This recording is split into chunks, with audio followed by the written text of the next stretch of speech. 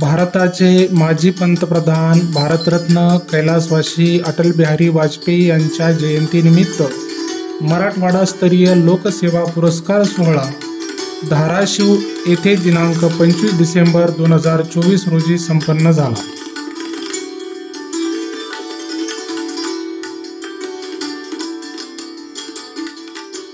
त्याचं वाचन करण्यासाठी मी आर्य चाणक्य विद्यालयातील सहशिक्षक संदीपान गायकवाड यांना मंचावर आमंत्रित करतो। धाराशिव पुरस्कृत भारताचे माजी पंतप्रधान भारतरत्न श्रद्धेय कैलासवासी अटल बिहारी वाजपेयी यांच्या जयंतीनिमित्त देण्यात येणारा लोकसेवा पुरस्कार श्री रामकृष्ण काशीनाथ सोळंके संत तुकाराम गुरुकुल संस्थापक अध्यक्ष श्री तुळजाभवानी शिक्षण प्रसारक मंडळ लिखित पिंपरी तालुका परतूर जिल्हा जालना। कृतिशील शिक्षणाद्वारे विद्यार्थ्यांमध्ये राष्ट्रभक्ती समता आणि बंधुभाव या गुणांची पेरणी करून त्यांना संवेदनशील स्वावलंबी व जबाबदार नागरिक बनविण्यासाठी संस्कारक्षम पूरक आणि पोषक वातावरण निर्माण करण्याच्या उदात्त हेतूने आपण श्री तुळजाभवानी शिक्षण प्रसारक मंडळाची स्थापना केली। राष्ट्रीय स्वयंसेवक संघ आणि राष्ट्र सेविका समितीच्या कार्याची प्रेरणा घेऊन आपण आपले हे प्रेरणादायी शिक्षण संकुल चालवित आहात।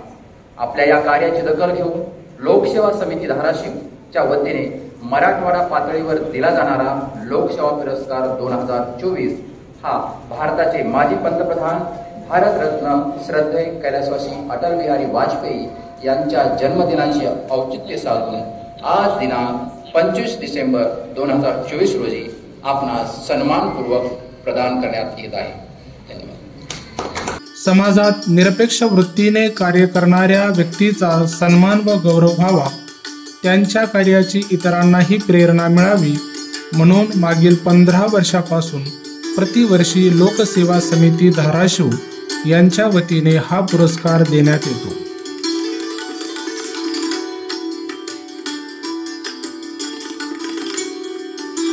लिखित पिंपरी सारख्या ग्रामीण भागात शैक्षणिक क्षेत्रात उल्लेखनीय कार्य करून प्रेरणादायी शिक्षण संकुल निर्माण करून निष्ठेने व अखंडपणे सेवा कार्याबद्दल संत तुकाराम गुरुकुल विद्यालय काशीनाथ नगर लिखित पिंपरी तालुका परतूर जिल्हा जालना शाळेचे संस्थापक आदरणीय श्री रामकृष्णजी काशीनाथराव सोळंके आबा यांना या वर्षीचा लोकसेवा पुरस्कार प्रदान करण्यात आला।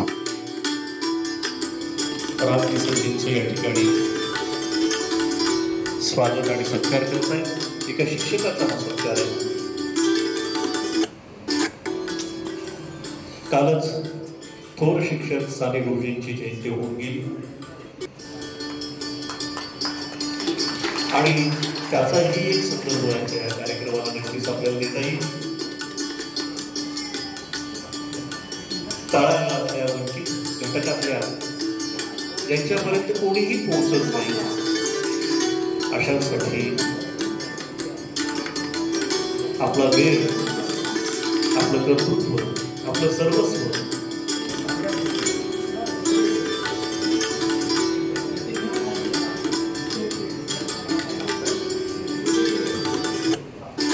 स्मरणपत्र आणि स्मृती या ठिकाणी